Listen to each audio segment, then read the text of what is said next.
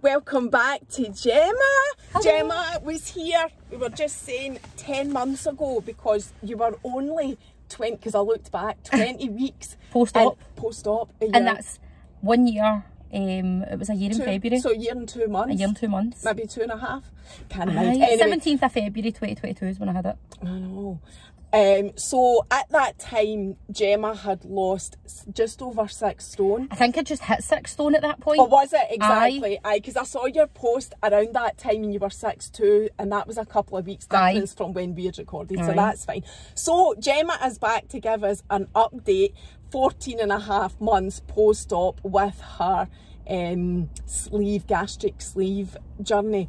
And now, Gemma, you're, is it 11.5 stone 11 down? stone 7, yes. Aye. So I started, when I went for my surgery, I was 24 stone 8. You were the first person that ever admitted that to, like, publicly, apart from my family and stuff.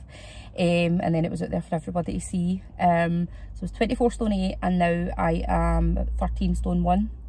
Wow. So I've went for a close size 28, and I'm kind of between a 16 and an 18 now. So see, like, being able to see, get into shops and being able to just pick stuff off the hanger, that's all. Like, in fact, I made a list before I went for surgery. I think I told you about this last time as well. And one of the things on it was to be able to shop in Zara, because I've never in my adult life been able to do that. And like, growing up, all your pals were up your trendy and all the rest of it, and I was shopping in Evans and Yours clothing, because I couldn't get stuff to fit me. I was a young girl, and it was all like, it was all kind of, I called them granny clothes. Sure. No offence to anybody that shops there, by the way. I know, but it's just how you feel. Because I was a young girl, I didn't want to be shopping in like clothes that my mum and stuff were shopping in. So it was to shop in Zara. And I was able you've done that, and I've been able to do it. And now, like, I'm getting my style back, and just like being able to wear what I want to wear. No, constantly. I know I've got a cheek, I'm dressed in black today. I basically live in gym. But you've got your nice bright green. But I always wear bright stuff now. So see, just having like that freedom of being able to walk into places and no having the, because I used to get dead embarrassed of being going in and going, if you got a plus size section, and you would be shoved to the back of the store, and it was this wee tiny rail and all the rest of it. And I mean, it's great now that there's a big body positivity movement and stuff like on social media. I think it's fantastic that there is brands out there that are more catering to people that are plus size and curve and what have you. Because I mean, I've still got weight to lose, and I still do shop a lot in curve because I'm still quite top heavy. So having like a wider selection of stuff that you can get is fantastic. So it's been brilliant. So I've ticked off pretty much everything on my list. I've got one last thing, and it's just and it's to feel worthy of love, but I'll not feel that until I'm happy with myself. And you did talk about that the last time, actually, the confidence of self-love and loving yourself. See, before we go on to like that type of stuff, how do you feel now in terms of your weight? Because I remember you saying as well, you don't know where it or when it will stop coming off. So how do you feel now? So just now I've plateaued, so my weight loss has slowed right down. So now this is when the hard work really starts, and it's all down to me making sure that I'm not then going back to bad habits. Because for a while there I was noticing myself going back and eating foods that I probably shouldn't be eating, and I was like in pain and getting sickness and everything again, and I was then going, oh my god, I'm going back the way. And it took for like, there was a week where I was really sick, and that's why it's good me having the sleeve as a tool, because it's binge eating disorder that I've got, as you know. And I was finding myself slipping back into those habits, and I had a wee bit of a wake-up call. I was being really sick. There was like blood coming up my sick and stuff like that as well, and I was like, oh, this is bad, like I really need to kind of screw the nut a bit. So I've plateaued, as I say, but I've been going to the gym. I go walking all the time since I've got the dog. She gives me a wee purpose. It's great. So I've still got I want to lose another 2 stone, but a lot of my weight now that I'm carrying is loose skin now, because 11 stone's a massive amount. And before, I'm just over what the BMI should be. So before I went for surgery, my BMI was 60 something, which is wild. So it was like morbid at that point. So I'm 2 points over what it should be for my next surgeries. So that's going to be like my tummy tuck, my breast lift, an arm lift and a thigh lift. And have you got a timeline in mind for that, or are you... So I want to start my first one by the end of the year, and I've already started all my consultations and stuff for that, which is exciting. I actually messaged the company I'm going with today. Is it the same company? No, I'm not going abroad for my surgery. Are you not? No. I'm sure you weren't thinking that the last time I was planning on going abroad. I was planning on going back to Turkey. Nothing, as I say, like, I cannot fault Turkey and the place that I went to, and like, the care was second to none. It was fantastic. But I think for the recovery that it's going to take for me, I want to be in my home comforts and stuff like that. I've done loads of research and kind of looked into everything, every type of clinic going and what have you.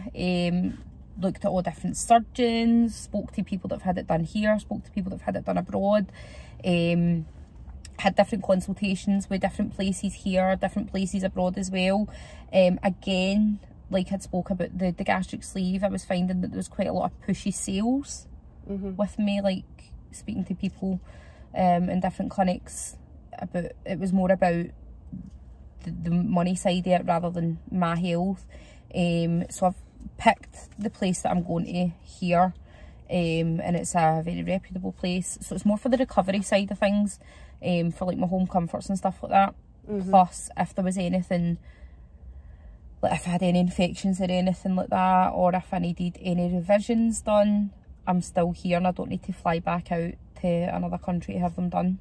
It was different with the gastric sleeve with it being keyhole surgery, but the fact that I'll be having like quite a, like incisions and stuff like that, I've just decided that I'd rather get it done. How many operations will you need? So 1, 2, 3, 4.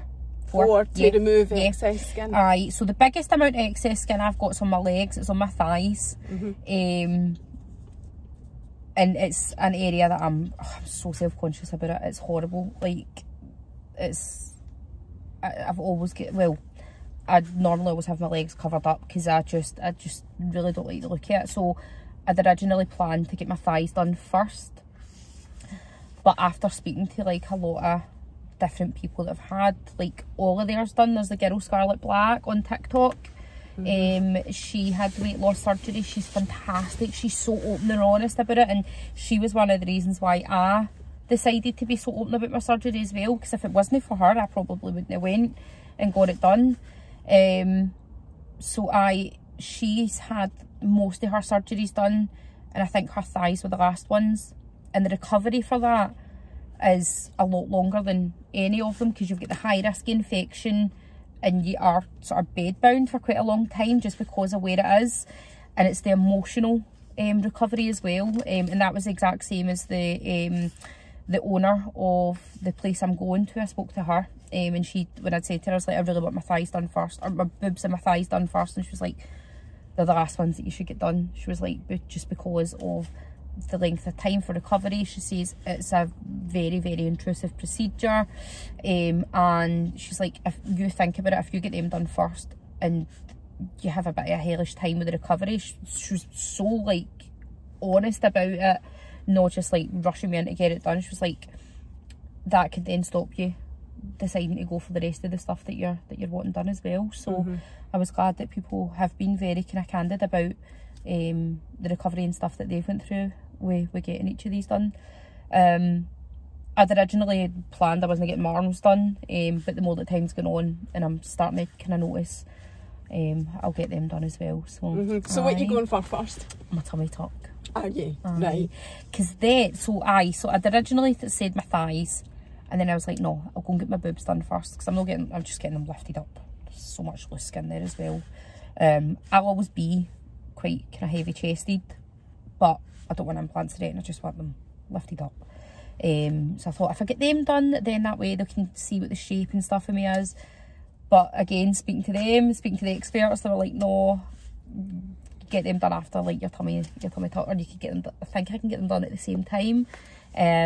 But again, it would be kind of a longer recovery. So I get my tummy tuck done first, and then we can take it from there and see how that shapes my body, and then go for there onwards. So you have to lose 2 stone to get your first operation, and then you're going to lose weight anyway. But it's kind of the way you are just now, the 2 stone, your target for now, and then once you get all your skin done, you're pretty much living your life like that. I could probably lose about another stone or 2 once my loose skin's off. Aye, that's what I mean. Aye, that's what I was thinking. Like, so you don't really, once you go for that first operation, that's kind of you where you need to be, because that's going to, the skin's going to then take more off you. Aye. That's incredible. And it's worth saying, just in case, I mean, your video is on my page like 10 months ago, you can scroll back and see it, but just to recap on why you went for it in the first place, there was genuine health cause for concern with your health. And now that's one of the reasons why I'd kind of said about doing a second one as well. At that point I was very naive. I had just had my surgery done, it was fantastic, I'd lost all this weight, and I'm like, everybody should go and get this done that's thinking about doing it. No, you didn't say that. You didn't recommend it. I think on my TikTok I did. Right, okay. At that point. But I was quite naive, and now that I'm a lot further down the line, the mental side of it for me has been torturous. Really, really torturous. And it was, when I saw you, and I have to say this as well, when I saw you 10 months ago, you were a bag of nerves when we were chatting and whatever. And I think anybody that watched that, and I'm sure there will be people looking at this and going, oh my god, what a difference in you. Like, and that's the mental health. That's not talking about your physical. It's the mental side that I really still struggle with, especially like daily. So the body dysmorphia side, because I've always been big, I've always been the fat pal, the big pal, like I've always been heavy, and although I've carried myself well and I've really quite outgoing and confident and stuff like that, it was all an act. And now that I am like losing weight and getting that kind of confidence back, there's still days where, and especially like this, the past 2 weeks have been horrific mentally for me, really, really bad. But I try and put on a face, because my pages are my full personality now is my gastric sleeve, my dog, and Celtic. That's my personality traits. Like, everybody that knows me knows that that's me, and I'm not going to change that, because that's my life. Like, and having this surgery shaped my life to be what it is now. But there's the past 2 weeks I've kind of looked in the mirror and I've been like, you're still fat, you're still massive, you're still big. And a lot of people that I speak to that have had the surgery are the exact same, and it can be quite dangerous in a sense that, like, I'm still scared to go to restaurants because I'm still quite sick a lot of the time, but I was finding that I was eating things and then making myself sick, which is an eating disorder. And other people that I've spoken to that have had the surgery have been the same. I'm well aware that it's a more popular thing now, but I'm feeling that it's very, very glamorised on social media, gastric surgery. And that's, as you know, like 5 foot, 24 stone 8. I had no quality of life at all, Mary. I couldn't walk the length of myself, couldn't tie my shoelaces, I was constantly out of breath. I was just a shell of the person that I used to be. So it was a kind of life or death for me, and it really was. High risk of diabetes. How I never had diabetes, I have no idea. For being the size that I was very much in denial. I'd spoke about this the last time, like I was editing my photos and all that, like on photo apps, because I wanted to come across as being smaller than what I was. But it was a life or death for me, and as I say, now I feel it's very glamorised, and there's a lot of young women and men out there who are going for this surgery who don't realise the lifelong restrictions that you've got with it. it's really difficult to be able to go out and not even just go out and enjoy a meal, just enjoy a meal in general. Like, you'll start to eat a meal, and then when you get to the enjoyment stage, your body's like, no, you're done. And that's when it can become difficult, and that's when, like, for the likes of me, binge eating disorder sets in, and your head's going, no, you want that, you're going to finish that. And then that's when it gets to the point where you end up being sick and all the rest of it that comes along with it.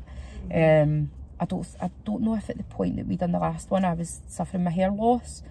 Yeah, I'm sure you talked about that. I have really bad hair loss and stuff like that. Thankfully now, my hair's really healthy. I sat and done like a lot of research and spoke to college professors and stuff that studied hair loss, and they told me all the right vitamins and stuff to be taking, and it was the best thing that I've done.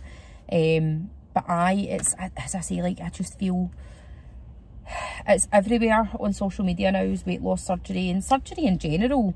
I mean, obviously people are adults, go and do what you need to do, like, but I get asked every single day, 6 or 7 times a day sometimes, who done my surgery, can I recommend them to them, or the rest of it. No, if anybody asks me, I just tell them no, unless a medical professional or, like, otherwise has advised them to go and get it done, or, like, unless it's an absolute last resort, because it's the everything that comes with it. It's no, and that's what frustrates me when people say, like, I was in a live video the other night and somebody's like, oh, so you took the easy way out, and I'm like, I wish it was the easy way out. I wish it was as easy as people think, and it's been harder than any diet I've ever done. And people I go on and share like all my photos and what have you, but that's the good side. That's only that's the side I'm showing, like the good bits and all the rest of it. But I still share my bad days, and I share you do. all the hardness that comes along with it. Other people don't. Other people just share how good they look and how much an amazing life that they've got now. That's not all that that there is to it. It's really hard. It's really difficult. And then things like when I had started trying getting back into dating and stuff last year as well, like, and I would be talking to guys and like I would be speaking to them about one of the first things that I speak about is the pure conversation piece, is my surgery, and they'd be like, oh, show me your befores and afters, and I did, and like there was guys that would stop speaking to me like after that, and I'm like, do they think that I'm going to go back the way and it's very shallow as well. So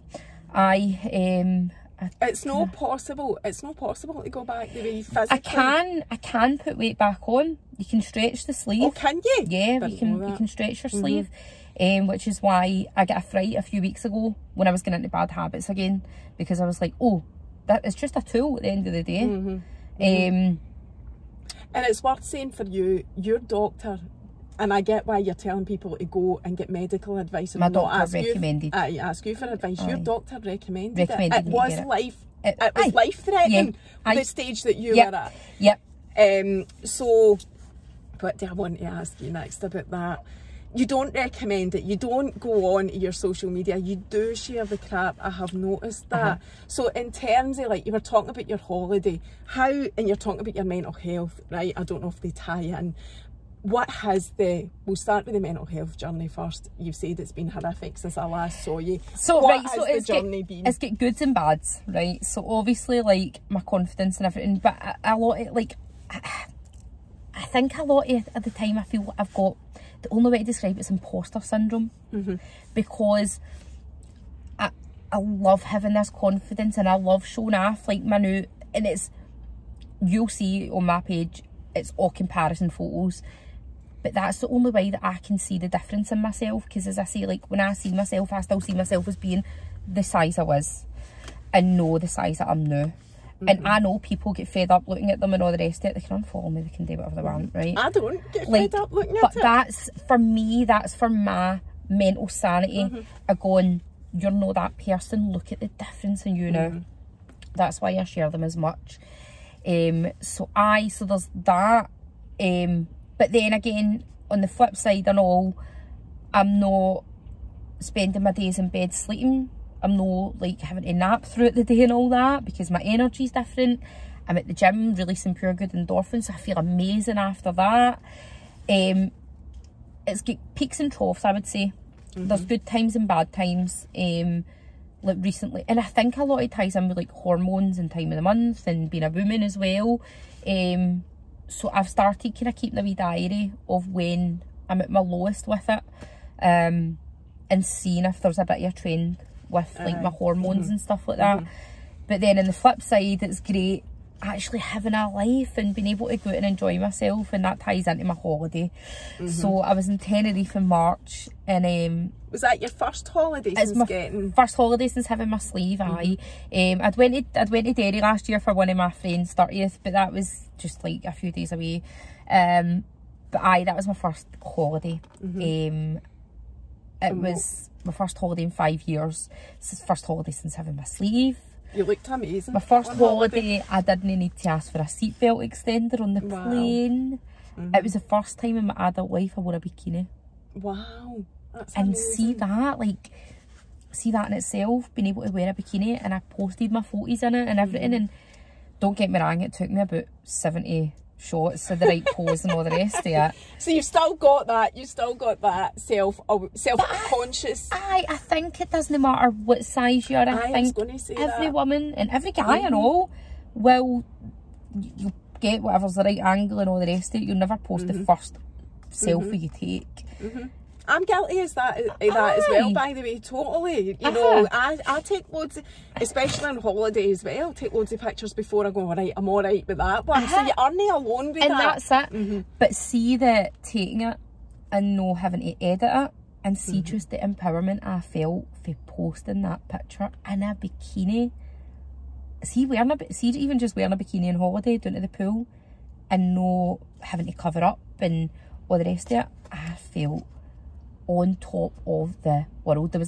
I cried after I posted my photo, because I was like, that was a massive thing. Like, I'm a 31-year-old woman and I had never worn a bikini, never been able to wear a bikini. That was just a massive achievement for me to be able to do that. Do you know what else that is testament to how far your body dysmorphia has come? Because if you were still really, you know, in the depths of that, you still wouldn't have posted that. Well, that's it. And I was on holiday with 2 other girls, and they've been with me all through my journey as well. They're fantastic, 2 of my best pals now. And they pure hype me up like all the time. And it's just, they've been through weight loss journeys as well. Totally different, like they've not had weight loss surgery and stuff. So see the fact that we could all relate in that way, and we were all able to like pure hype each other up. Like Amy was able to post like bikini pictures, Samsara. It was so nice to be with like pals that they kind of related to it in that sense as well. And see, just to be able to go on holiday, not have sweat dripping off me, being able to walk without my legs pure chafing and just feel dead, not having to pure stop all the time. There was a day where we went out for St Patrick's Day, and I sat in the pub in a pair of shorts and a bikini top. I'd never done that. Even on holiday, I would have sat with like a cover up or something on, and it was like, it wasn't all black that I was wearing on holiday either. And then I had like loads of different holiday outfits, and I was posting them all, and see the amount of like compliments I got, and people, for the first time in my life, people were asking me where I got my outfits from, and I was like, oh my god, people are asking me where my outfits are from. I've never had that before. And I just felt like this pure sense of pride for doing that. So when we'd last spoke and all, I had booked at that point my solo holiday. So that's May. I go away in May, and I'm doing my first holiday on my own.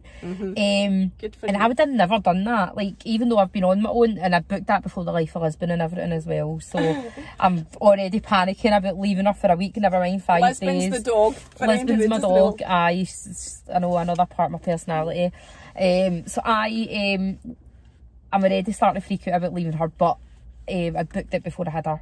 And I think there was a point where I was really bad with my body dysmorphia, and I was like, oh, I don't know whether I just cancel that holiday, like, can I be myself and all the rest of it. But I kept it, and I go away in 26 days or something, and I'm so looking forward to being able to do that. And Where are you going? I'm going to Santa Ponza. For a week? For a week. Oh, aye. Amazing. Aye. Been there before, I feel dead safer there. But again, like, knowing that I'll have a bit of confidence to go myself and kick about myself and thingy. So I have sat looking at all different outfits that I can post for when I'm early and get everybody asking me again where I've got them for. So I'm sure looking forward to doing that. So that's another kind of good thing for my mental health as well. Did you have you had any therapy for your mental health since I saw you, or are you doing it yourself? I've had a bit of CBT counselling. It started and stopped just with a few different factors, and I got that through my work. Which was great. There was a point last year where, and that was another thing I was going to speak about here today. Obviously my addiction before my gastric sleeve, food's an addiction, no matter what way people look at it. If you've got binge eating disorder, food's your addiction. And you can suffer from transfer addiction, which is very common in weight loss surgery patients. So for a long time, so before I had went for surgery, I was on painkillers for my back, for sciatica, and losing the weight, I didn't need them anymore, but I was finding myself dependent on them, because it's an opioid, and I didn't realise that then became transfer addiction. So I was taking cocodamols when I didn't actually need them, and it is classed as transfer addiction. Now my addiction is online shopping. I'm laughing, but it's no funny. I know it is funny, but it's not. Like, my sister Megan goes off her head at me. She's like, you really need to stop buying stuff online. I'm like, I know, I really do. And it was the other day I actually realised, like, the magnitude of it. I was looking in the corner and I was like, oh my god, there's actually stuff in that corner that I don't even know what it is. It's not, I haven't even took it out of the box. I haven't even took half it out of the bags. Piled high stuff I've bought for holiday. I'm like, I'm even going to get half it in the suitcase. Half it will probably be too big for me by the time that I go on holiday as well. But my new addiction is online shopping, and I know a lot of other people that are the exact same. But again, it's difficult because... But now you can do that. That's the thing. But then... So now I've discovered, so I wasn't like selling any old clothes before and I had hundreds of them.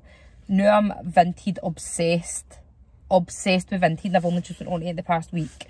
And I've made about like £200 odd for selling my old big clothes. Well, that's a positive out of that. At least you're doing something about it. But this was because I didn't want to part with them. I just didn't want to part with this. Like, there's a couple of things that I've kept, like my 30th birthday dress, see the gold one that's a tent on me. I kept that.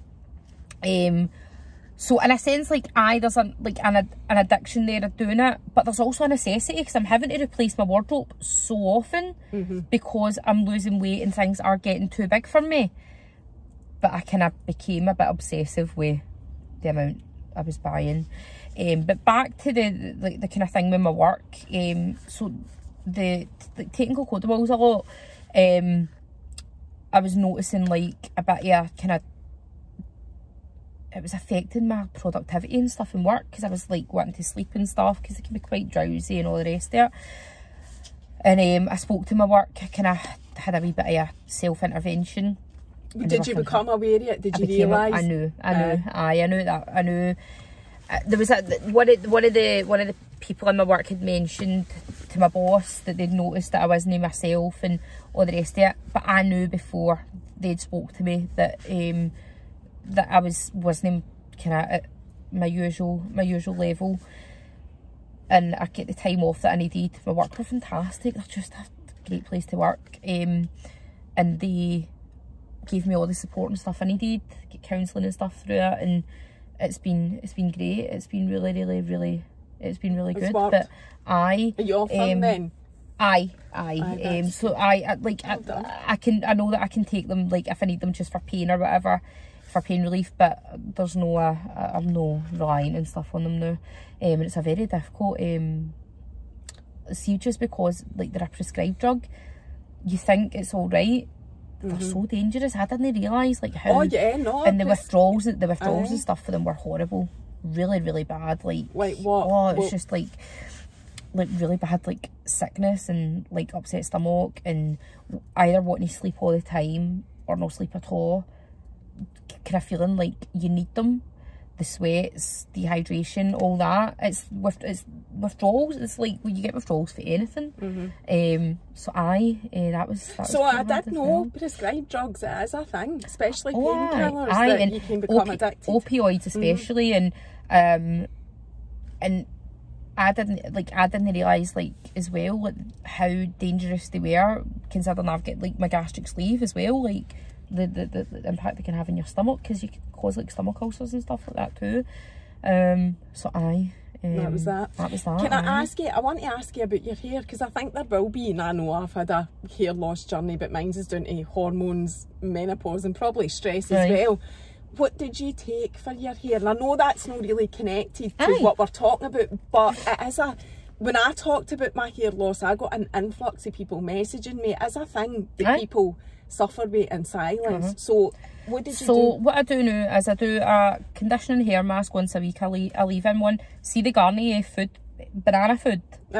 That once a week is amazing for your hair. Does it? And oh my god, promotes hair growth. So I don't know about the hair growth, but just the healthiness of my hair, right? Okay. And obviously I've started dyeing my hair. I had black hair the last time that I came here, and I waited until my hair was really healthy before I started going lighter.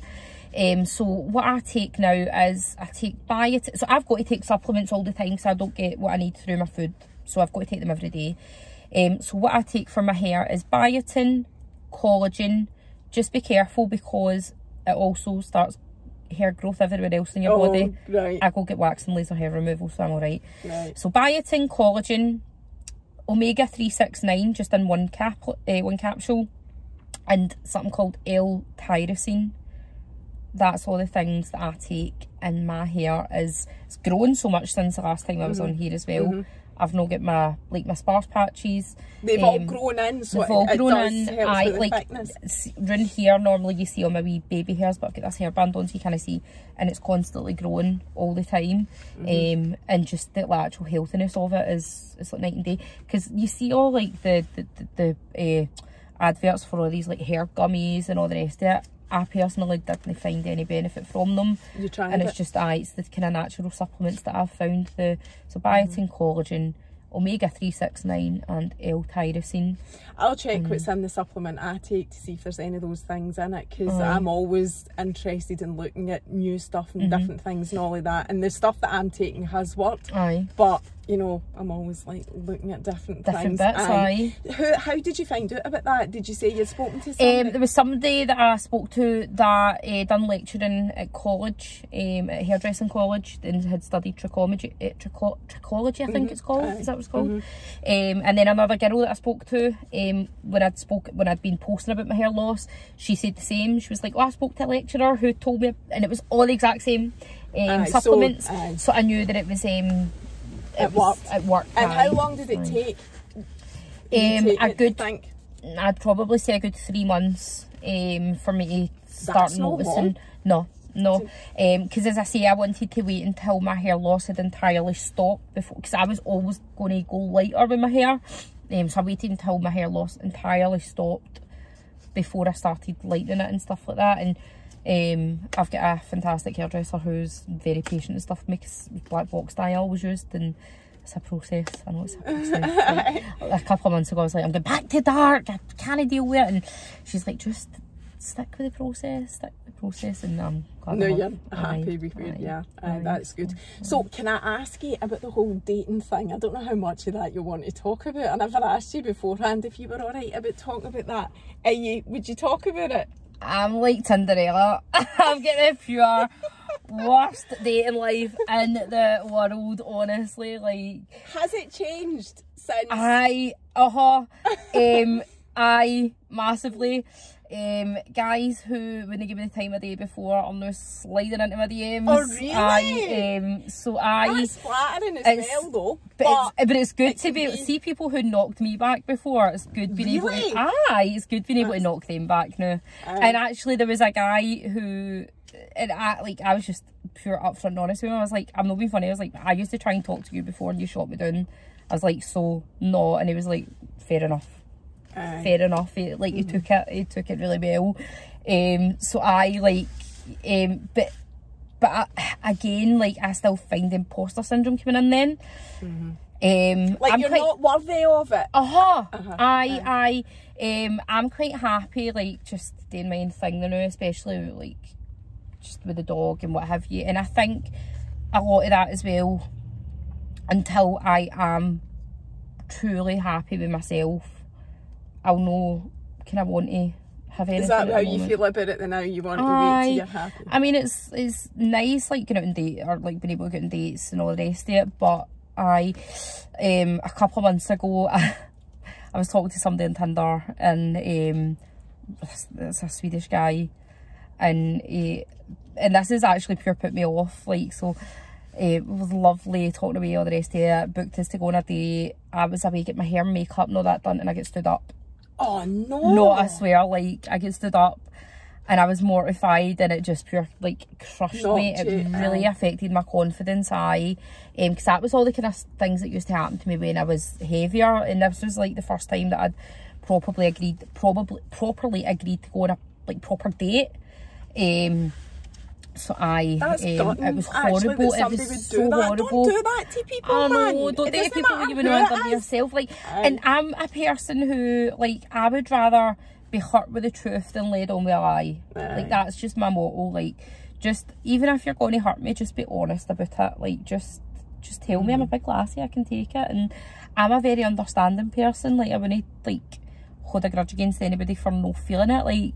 Like I've spoke to other guys and all the rest of it, and we've, like, mutually been like, kind of no feeling it, just leave it as it is, we'll stay pals, and that's been fine. Like, I would rather that than somebody just, like, and I think it's so common now as well, like, people, like, you speak to people and they'll just ghost you or all the rest of it. I think that's a lot more common in, like, dating now. That you speak to people and then never hear back from them again. So I'm just, like, so you're single, and you've not been in any relationships? No, nothing. 5 years I've been, maybe 6 years I've been single for. Did you actually, before that happened with that guy, had you been out on dates? Did I go on any dates since I had my surgery? No. Was that the first date as well? Aye, it was the first planned date. That's brutal, man. I know. People are brutal. I know. So it was pure, like, totally shut up my confidence, and then I'm like, oh my god, I just don't want to put myself back out there, so I deleted all my dating apps and all that after that. So and that's you, you've deleted it, you're not doing it now? Deleted it all. And how are you feeling? I think, like, if something's going to happen, it will happen naturally. It's just one of the things. Like, I'm no forcing anything to happen now. I think, like, I'm a pure hopeless romantic, really am. I just think that somebody's going to come pure sweep me off my feet, but I don't think dating apps and stuff are for me anymore. If I'm going to meet somebody, I'll meet them naturally, although I'm kind of chained to my house with my dog now, but I'll probably end up meeting somebody through football or something like that, but that's just, if it happens, it happens. If no, then it's one of the things, you know what I mean? Like, I think I used to be so caught up thinking that you had to have or be in a relationship to be happy, and you had to have like a partner or kids or all the rest of it. And I think being on this journey has taught me a lot, that you can be happy on your own. You can do, like, you can have all the same happy, you don't need to be in a relationship to be happy and have, like, a happy ever after and all the rest of it. And I think a lot of, like, I do a lot of things on my own now. Like, I don't sit waiting on people making plans with me or agreeing to do things with me. If I want to do something, I'll just go and do it on my own. And I'd never used to be like that. I'd be like, I've got to wait until, like, somebody will come and do it. Like, I'll go to a pub myself. The other day, I went in a wee overnight myself. Just done my own thing. I saw that. Done my own thing. Just went and booked a wee overnight. I went down and I sat in the hotel restaurant, had my cocktails, had my dinner, went up and just chilled on my own. Go to the cinema on my own, go for dinner on my own. I don't sit waiting or relying on anybody, and that's pals, family, relationships, anything. I'm quite comfortable being independent. Aye, and that's amazing, because you weren't in that space when I saw you the last time. question just popped into my mind now, and it's no, I hate this question, and I'm only asking out of interest purely because it just came into my mind when you were talking about relationships. If you were ever to choose in the future to have a family, how does it work with a gastric sleeve? You can have a family. Oh, can you? Right. You actually see, because like when you lose weight, you become more fertile. Oh, right. So, and even with the... So what I was thinking was, when you get pregnant and the baby getting the nutrients and everything that it needs, you're saying you take supplements. Would there just be an adaptation of supplements for it? You would just adapt accordingly, aye. There's a girl, Chelsea, I know, who's pregnant now. She's been trying for a long time, and I was absolutely buzzing when I seen that she's pregnant, and she's quite far on her pregnancy. She had a gastric sleeve, lost loads of weight, and you can. There's a girl that I know who fell pregnant about 3 or 4 months into it after having her gastric sleeve, because she lost weight so rapidly and became more fertile. I personally don't want kids, but that's just my personal preference. Why I worded it the way that I did, because I hate the question. That's just my personal preference. I've always been the exact same way. That's through choice, and that's just... Well, you need to be very careful then. I know. Because if you're more fertile... Well, I would need to actually get it first to be able to be careful, so... It's an interesting point, because obviously, like, I speak to people about infertility. I think we maybe talked about this before, I can't mind, but see, when you research it, it's one of the factors. If you were going for IVF or whatever, you need to be a certain weight. And it's not because they're being, you know, what is the word? But, you know, what is it's the word? No body shaming. It's no body shaming. It's because if you research it, fertility treatment is much less successful when you're if overweight. You're overweight. It's like it's a fact to you know, the medical whole process, which, you know, sadly is a fact of life. And any sort of fertility treatment that you're going for, you need to be a certain weight before they give you it. Because weight and stuff affects like your periods and everything, your menstrual cycle. So because mine was all messed up when I was losing the weight rapidly, and like it's now been able to kind of fix itself out. But I can see how like it totally affects fertility, because you see the difference in like things like that. It must affect your hormones then. Oh, aye, it does. And then again, like going on to like contraception and stuff like that as well. Because at one point there's certain contraception you can't go on if you're a certain weight bracket, if you're over a certain BMI. Is it the combined pill or combined pill you can't go on, because you're at higher risk of blood clots by being overweight. So you'd need to get put onto a different one. So it's mad how it all links. But I've got my dog. You're happy with that? I'm quite happy with that. I think I'm too selfish for kids. And I'm not a selfish person. I just mean in the sense that I like my freedom, and it's been difficult enough having a puppy. Like I spent the first 3 months of her life in my house. I didn't go anywhere. Like I stopped going to football and everything, and that's no me. You did not? That's no me. I didn't know that. All the ones in my supporters bus were slaughtering me like that bloody dog. So I wasn't going to the football or nothing, because like that's my baby. The commitment here. Like I love my cat. I love animals, but even like Lola has talked about a dog before, and that's one. It was bad enough. I said this to you. Toilet training a Wayne. Never mind a puppy. I just couldn't. I've not got the consistent patience. And you get a pure guilt trip and all. Like, let's see, as I said to you, when I get into the car, like I feel pure guilty. Now she's a bit older. At the start, like I had to build it up. Like I would leave her for half an hour, and then I would leave her for 45 minutes the next time. We're up to 4 hours now. I can leave her on her own, and she's fine, because it's her own space, and she's used to it, and she knows when I'm going out. She'll not follow me to the door or anything like that anymore, where she did and would bark and all the rest of it. Been able to train her not to do that, and she's fine getting left in on her own. Do you put her in a box or a cage or anything like that? I tried to crate train her, and it just never worked. It never worked out. I'm a soft touch. I am under the paw.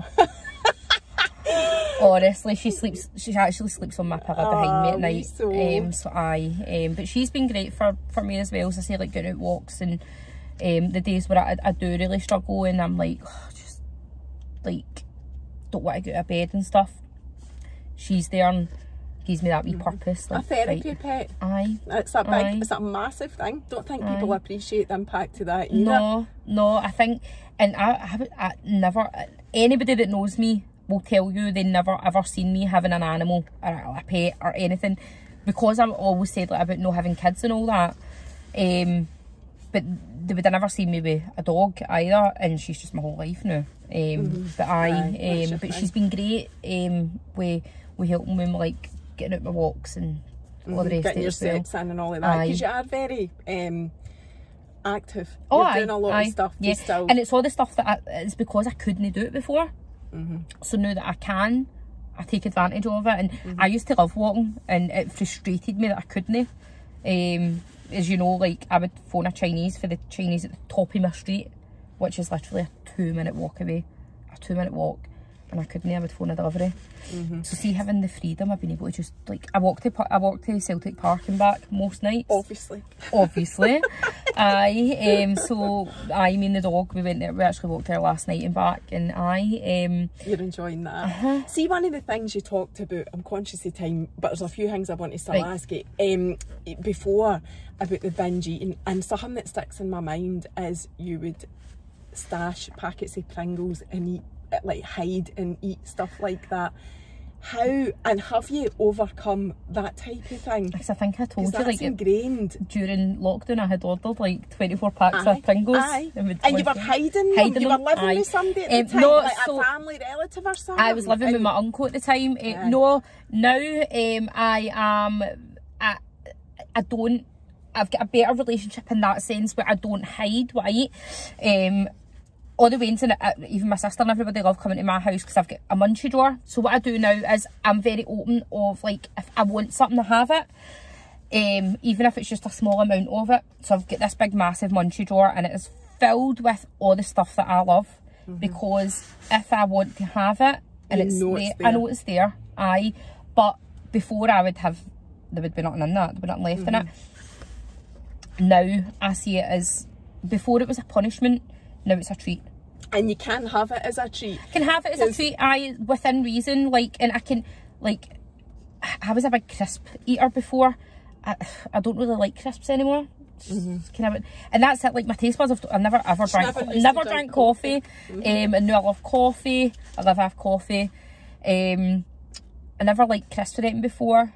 Oh no, I only like crisps and stuff before. I never liked cakes and stuff. Whereas now I like crisp sweeter things. But I have it in moderation, and I am a lot better with that sort of thing. And the same, like if I want like a Chinese or whatever, I'll be like, right, I'll have it, but I'll have a small amount of it, and then maybe save some for like the next day or what have you. Definitely is. So what's your diet like now? We talked about this the last time, but I know people will want to know that, because I don't know if it's changed anyway. So what would you typically eat in a day and be okay with eating in a day? Not much. So I still really struggle with, and this is the same way anybody with a sleeve. Carbs are just a no-go, but I love them, so I still have them, but I just have small amounts of them. So normally, so I'm going to tell you a good day, right? I'll tell you what I have on a bad day, right? So a good day, I will have, I'll always get up and I'll make I bought myself a coffee machine as well. That's how into coffee I am. Have my coffee, I have either like a cereal bar or a squares bar, and I have a protein shake. I still always need to make sure I hit my protein goals to try and keep myself filled up, and just try and get the goodness for that. So I have the UFit protein shakes. I have one of them every morning. And if I don't have one of them, I'll have a boiled egg on, like, see the wee sandwich tins? Not even the full thin, one bit of it. On that. Oily things can be make me quite sick as well. So even the likes of butter and stuff can make me quite kind of queasy. So I just need to be careful with that. So I have that, and then I make sure I try and drink as much water as possible, but I love our Capri Suns. You do not? Oh, I didn't know that. I'm the Capri Sun Queen, did you not know that? No. Like, and it's got to be a twisty cap one, no the one with the straw. I try to get a brand deal with them. Surely they'll give you. I buy 15 at a time. Like, there's always Capri Suns in my fridge. You've actually got an addictive personality. Oh, aye. That's, aye. Right. So, but my full family do. So I have my Capri Sun or my water. Lunchtime, I tend to have, like, in fact, I tell you, I have nearly every lunchtime. I go to Bellshot Deli and I have their homemade soup, which is amazing. So minestrone soup, chicken rice soup, or chicken broth. Oh, it's all just amazing. And you can eat that, and that's what you have. I can have lunch. That's my lunch. One smaller than that, cup size, a soup. No bread, no I don't have bread with it, no. Right. Some days I'll maybe get like a turkey salad roll and have half of that with it. Just depends how my restriction is that day. And then at night time, the things that I cook the most is chicken fajitas, homemade curry, like Chinese curry or chicken tikka, chicken with peppercorn sauce and veg, or what else do I normally have? Cajun chicken pasta. But again, it's small amounts of pasta. And see, because that's my favourite meal, Cajun chicken pasta. It's very moorish and it's very filling. And this is when I noticed the other week, I was like, I'm forcing myself to eat that because I was being sick. I was eating it and then being sick and then going back and eating more. I'm like, my body's telling me I don't need that. Why am I still forcing myself to eat it? Because it is very heavy. Tasty. It's so tasty, but it's a very heavy meal as well. And I was going in and spewing it up and coming back and eating more. So bad days. So I still have bad days like anybody else, and like there's days where I'll get up and I'll have a Kinder Maxi bar for my breakfast, and then my lunch, I'll get like chips and curry for the deli, but I can only manage 2 or 3 of them. But see if my body's, see if my head's telling me I want them, see if I don't have them, it drives me nuts. So I'll buy them. I'll only manage a few. But you don't even feel hungry, is that right? It's the whole mental thing of, no, I used to be able to eat this and I want to eat and this is it, and it's the mental it's a mental hunger that's a massive struggle. Massive struggle. Do you ever feel hungry? Especially like around about my time of the month, I do get hungry, and I know it's hunger rather than head hunger.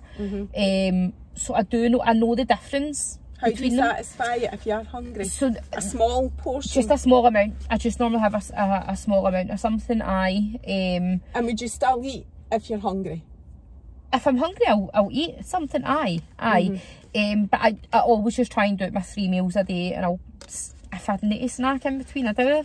Don't always need to, but I always keep things that are kind of small and light for snacking in the house as well. Things like, see, like the wee tiny blocks of Cathedral City cheese, the wee single ones. That's good to just snack on, like Dairy Dunkers, things like that. Chicken satay skewers, all the wee things. I'll always have stuff like that in the house for me to snack on, rather than snacking on the munchie drawer. So that it's keeping me a bit more fuller for longer. So Aye. And would you say, like, compared to when I spoke to you last time, that the bad days outweigh, the good days outweigh the bad days? Are you managing them a lot better now? Aye, definitely. And like, I think, like, going back to a lot, like, to do with my independence and stuff as well, like,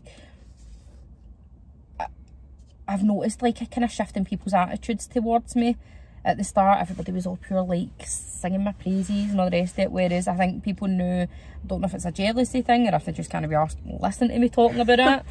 Like, this is all you talk about, shut up, we're fed up hearing about it.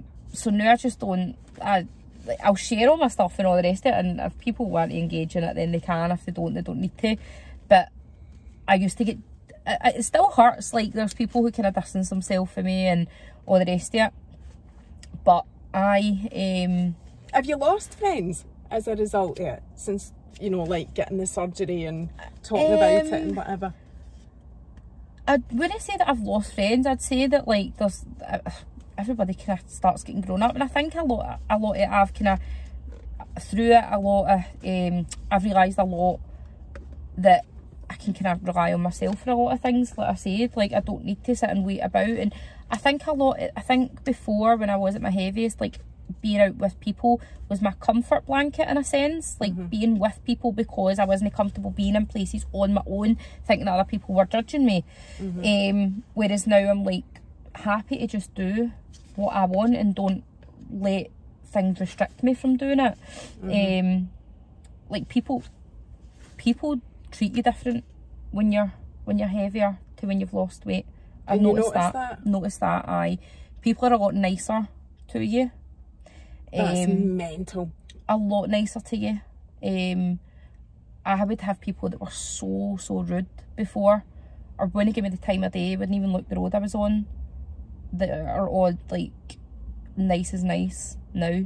So you've not lost people, you've gained people. Aye, and I've got an amazing support network, like amazing people in my life. I've met some amazing people as well. But I see just in general, like out in society, people do treat you different when you look different. They do. They That's really appalling, do. Really. Like before, like, so I'll give you an example. See, like going to a restaurant before, like when I was heavier and I would order like a big meal or whatever, and you get the snarks and stares and all the rest of it. Now I go and order a kids meal and people are like, oh, you're ordering a kids meal, that's pure goods and all the rest of it. Like, what's the difference? Like, just leave Shouldn't people. be judged at all. I know. No. And it's sad, really. And I still see it. I still see it myself, like in people that are heavier and how different they're treated and what have you. So aye, it's mad. And then again, like as I say, like again, that goes back to like dating and stuff too. Like the difference in like guys that will talk to you or no talk to you as well. Yeah. It's awful. So the final thing I want to ask you, just to make sure we've covered everything, are you still doing your sharing everything on TikTok? I see you mostly on Instagram, but are you still sharing your whole journey? Still on my TikTok. I don't weigh. That's one of the big things I know. I used to weigh every single week. I don't weigh weekly anymore. But once a month, because I was finding myself becoming obsessed with the scales. So I weigh once a month, and I think that's been good, especially now that it's slowed down, because I would then start obsessing over that and getting back into bad habits. So I don't weigh weekly, but I still keep up to date on my TikTok with like my progress and stuff like that. Like there was something I shared the other day, and it was like for the gym last year until I saw it. It's mad, isn't I know, that's incredible. My face, well. I've got a neck. Your face is totally different. Neck and a jaw. I know. And and that's is it. Like I still feel like I look like that first person. I know. But it's mental that you, so that is really body dysmorphia in a nutshell, where you just don't see what everybody else is seeing. Aye. It's mad. It's so mad. Aye. So yep, still on my TikTok. Still just. So you're still sharing. I'm not as on it as often as I used to be. But I still, because there's loads of trolls and stuff on TikTok. It's not a nice place. That's what that is. I mean, there's trolls everywhere on social media, but that is one of the things with TikTok that I just don't embrace. I don't embrace TikTok at all. Aye. For that reason. It is quite a toxic platform, but it's also given me a lot of support and a lot of encouragement as well. It's got a lot of good things to it. And I've met amazing people that I wouldn't have met if I hadn't discovered them on TikTok. And that's it. Class. So there's loads of amazing people. Like, and I've had like loads of like brands and stuff reach out. I can't do that. You know, don't do I can't do the influencer stuff. I just can't do it. Like I take my hat off to people that can. Because it's a job in itself. It really is. Like, no, I can't do it. It's just I can't. It's no for me, no. And I would get slaughtered if I tried to do it, I know. There was one point, there was a company that reached out to me, they're quite a big company, I'm not going to mention their name, and they asked me if I wanted to do like a kind of partnership with them, and I was like, no. Because it's just too much work involved. I work full time and all that as well, and I do a lot of stuff for like. It is a lot of work. I don't think people appreciate that as well. Being an influencer is actually a lot of time and effort. You know, editing and recording and everything. No, I couldn't do it. I just couldn't do it. That's all for you. No. So just, I want to make sure before we finish that we've covered everything that people regularly ask you, because you were saying that you're getting asked the same questions on TikTok, and we wanted to do this just to answer the questions again and give everybody an update of where you are. So the question, most common question I get asked is, where did I have it done? I had it done in Turkey, Istanbul. It's a place called Erdem Hospital, and it was Dr. Ali Solmaz that done mine. Do I recommend getting it done? No. Unless you absolutely need to, and unless it is been recommended to you by a healthcare professional or a GP. Here or abroad. So speak to... I know that at the point that I went for my surgery, the place I went to didn't do it unless you were a certain BMI. They turned a girl away when I was there because she never reached their requirements. Not every place does that. There will be places that just do it for the sake of it. I know girls that have had it done and totally regret it because of the restriction it has in their life now. How much did it cost? That's the biggest one. So as you know, I get quoted over 10 grand in the UK. In Turkey I was £3,200. What's the other thing that I get asked? I don't know, what other things do I get asked? That's probably much it. The main ones. Aye. And am I having plastic surgery done? Aye, but I'm having it done in the UK for recovery purposes. I think that's sensible. Well, thank you so much. Thanks for having me back. I know. I feel we need to have another one when you've had all your nips with my plastic surgery. Oh my god! Because that'll hopefully be this time next year. I think you'll need to be my regular gastric sleeve feature. I think that's what we'll need once to do. A year. Once a year. Aye. You're not going to recognise me the next time. I'm going to be like that. What's that Jacqueline Wildestein, like the cat lady. And you'll probably still be saying, "Oh, I'm struggling with still struggling." So we'll see you next time then, honey. I know. Thank you. Bye.